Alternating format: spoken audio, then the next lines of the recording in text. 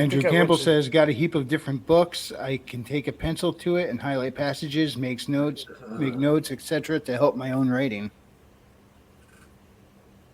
I think that I was seeing in a chat somewhere earlier today that reading other people's works helps your own writing when you get stuck. Somebody was saying, I think it was Lord Otter that was saying that. That was Maji. Oh, maybe, or was it Maji talking to Lord Otter? Yeah, Lord Otter and I were talking to each other. Yeah, and I would agree. That's why I picked up some of Howard's books, the newer ones that have his original writings, because I can go through and read his original version of it that's unmodified and get an idea of his punchy style and stuff. And then also, like I just recently finished, Revenant in the Tomb, and that was also a really good read. Very specific use of language in it. Yeah, you should all buy that book. A Hedge Learned How to Write. You should buy that. Buy that book. Yeah. I've heard it's really good. It is pretty good. It pointed out some writing style that reminded me somewhat of Howard. It's definitely different though, but some interesting writing styles. Yeah, what was it? I think it was King Bob, or I'm sorry, he's Gino now, right? Yeah, Gino. Yeah, he had written that some of the dialogue was a little rough because of the dude's accent, but at the same time, it made it more fun for him. Yeah. I don't remember who pointed it out, but somebody was like, somebody I overheard somewhere said, hey, if your characters speak in an interesting style, you can definitely tell which character is talking during a conversation without having to say, Jim said this, Sue said that. Jim said this, Sue said that. Oh, yeah, it helps. It makes a much more distinct character voice, and you don't have to keep, putting a he said or he said after every sentence. Yeah. Because that does get obnoxious. Do that? I'm just saying. What's that? You can't always have people speak so distinctively that you can omit character tags. Because, like, true. What if you're writing a scene like I am, where it's a bunch of people working bullshit corporate jobs, and they all have corporate speak, and they all know that nobody's doing any actual work.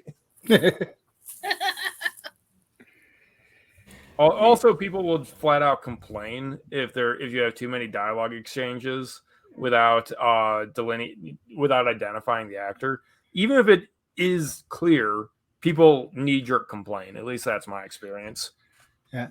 When it's easiest to do when you have two characters, because whoever spoke last, you could leave out a he said or she said for a couple of exchanges without losing track, especially if they have different ways of speaking. But yeah, when you have a group conversation going on, you're going to need to label who it is, which is why I try and think of and I don't want to put another he said or she said at the end of a sentence. I'm like, oh, this is going to get annoying if I keep doing that.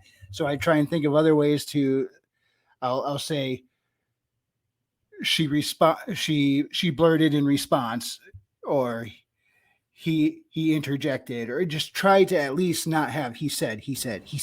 Yeah. Let's see, what was it? Forbidden Frontiers last night was talking about, they've been watching the Skinwalker Ranch stuff, and they were talking about the one character that's on there that he's got like a real twangy voice or something, and he's a real character when he speaks. And so even just like having one, it sounds like maybe might make some conversations a bit more interesting, just because of like that Southern country style, or something similar. I watched Forbidden Frontiers talking about these like cryptid shows, because if I watch the actual cryptid shows, I die a lot inside. I can tell you one thing. As you guys know, I'm not really a writer. I'm just playing and dabbing in it. But when I first started writing the Shalar, that he said, she said actually was starting to annoy me so much that I'm like, all right, I need a way around this. So I started doing what you guys said too, like putting actions in between so you know who's talking without actually having to write that all the time. Yeah. Oh my gosh, it's you get pretty clever after a while how to But- do that. No, but be careful. There have been times I have let the pendulum swing a little too far the other way because my main character Haley, I didn't want to keep saying her name over and over 5 times. There's her name in a short paragraph. No, I can't do that. So I started switching it around and saying between Haley or the farm girl or the empath. But then, even now I read through it, I'm like, I was way too heavy handed with calling her farm girl. It's in there way too much. I got to tone that down in the next one. But yeah, so don't let the pendulum swing too far the other direction. How do you balance that out, Crate? Poorly. I do a lot of body language tags, which annoy some people. I used to have a bad quirk of people wetting their lips. And I was writing that passage in winter because I was doing that quite a bit myself in the dry winter up here. And when someone pointed out how ridiculous it was, I tried to stop doing that and try to consciously do it. But I still have exchanges like just today. What is this?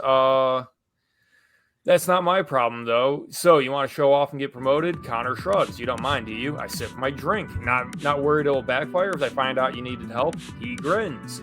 How would they find out? The two of us are the only ones that would know. I think he's a kiss ass. So, they're not. I'm not saying I said, Connor says, but I'm basically doing the same. Yeah. Some people get annoyed by the over choreographing. It's not exactly a perfect solution.